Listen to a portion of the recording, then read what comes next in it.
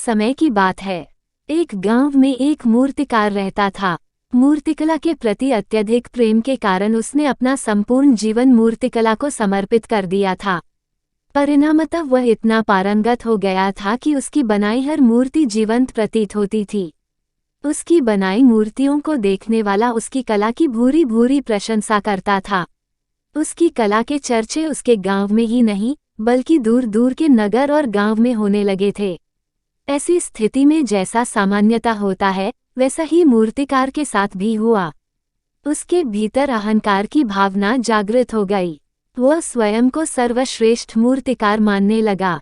उम्र बढ़ने के साथ जब उसका अंत समय निकट आने लगा तो वह मृत्यु से बचने की युक्ति सोचने लगा। वह किसी भी तरह स्वयं को यमदूत की दृष्टि से बचाना चाहता था ताकि वह उसके प्राण न हर सके। अंततः उससे एक युक्ति सूझ ही गई। उसने अपनी बेमिसाल मूर्तिकला का प्रदर्शन करते हुए 10 मूर्तियों का निर्माण किया। वे सभी मूर्तियां दिखने में हुबहू उसके समान थीं। निर्मित होने के पश्चात सभी मूर्तियां इतनी जीवंत प्रतीत होने लगी कि मूर्तियों और मूर्तिकार में कोई अंतर ही ना रहा। मूर्तिकार उन मूर्तियों के मध्य जाकर बैठ गया।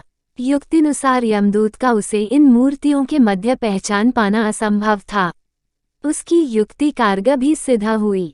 जब यमदूत उसके प्राण हरने आया तो 11 एक सरी की मूर्तियों को देख चकित रह गया। वह उन मूर्तियों में अंतर कर पाने में असमर्थ था, किंतु उसे ज्ञात था कि इन्हीं मूर्तियों के मध्य मूर्तिकार छुपा बैठा है। मूर्तिकार के प्राण हरने के लिए उसकी पहचान आवश्यक थी। उसके प्राण न हर पाने का अर्थ था प्रकृति के नियम के विरुद्ध जाना। प्रकृति के नियम के अनुसार मूर्तिकार का अंत समय आ चुका था। मूर्तिकार की पहचान करने यमदूत हर मूर्ति को तोड़कर देख सकता था, किंतु वह कला का अपमान नहीं करना चाहता था। इसलिए इस समस्या का उसने एक अलग ही तोड़ निकाला। उसे मूर्तिकार के अहंकार का बोध था, अतः उसके अहंकार पर चोट करते हुए वह बोला, वास्तव में सब मूर्तियां कलात्मकता और सौंदर्य का अद्भुत संगम है। किंतु मूर्तिकार एक त्रुटि कर बैठा। यदि वो मेरे सम्मुख होता तो मैं उसे उस त्रुटि से अवगत करा पाता। अपनी मूर्ति में त्रुटि की बात सुन अहंकारी मूर्तिकार का अहंकार जाग गया। उससे रहा नहीं गया और झट से अपने स्थान से उठ बैठा और यमदूत से बोला, त्रुटि? असंभव। मेरी बनाई मूर्तियां सर्वदा त्रुटिहीन होती हैं। यमदूत की युक्ति काम कर चुकी थी। उसने मूर्तिकार को पकड़ लिया और बोला, बेजान मूर्तियां बोला नहीं करती और तुम बोल पड़े।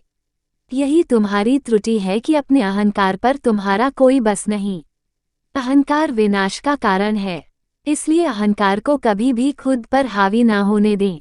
आशा करती हूँगी कि आपको ये कहानी पसंद आई होगी। इस कहानी पर आपकी क्या राय है कमेंट करके जरूर बताइए। कहानी पसंद आई हो तो लाइक और शेयर करना बिल्कुल ना भूलिए। चैनल पर नए हो तो चैनल को सब्सक्राइब जरूर कीजिए। कहानी सुनने के लिए आपका बहुत बहुत धन्यवाद।